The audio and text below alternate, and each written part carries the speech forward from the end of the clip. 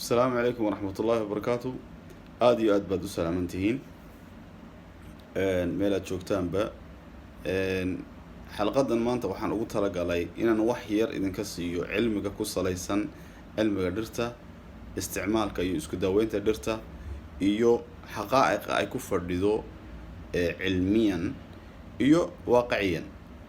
waxaan doonayaa inaan xalqada ku xigta insha Allah aan idin soo duubo dad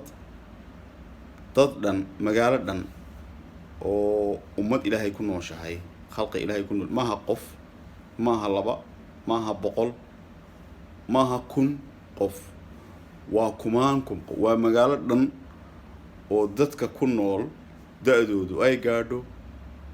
120 130 sano waa dad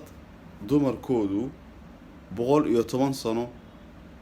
ay wax ku dhalaan carruur ku dhalaan naag 100 jirta 110 jirta 105 jirta 115 sano jirta oo uur leh oo carruur dhalaysa waxyaabaha cajiibka ah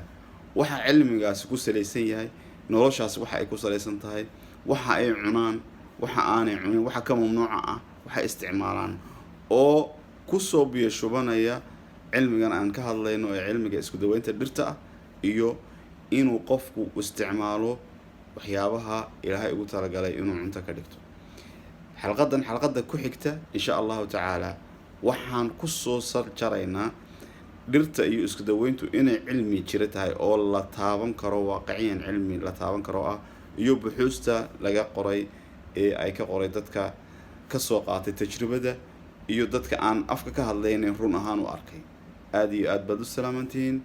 mar labaad waa inoo iyo xalqada dambe la socod wanaagsan. Wassalaamu calaykum waraxmatullaah.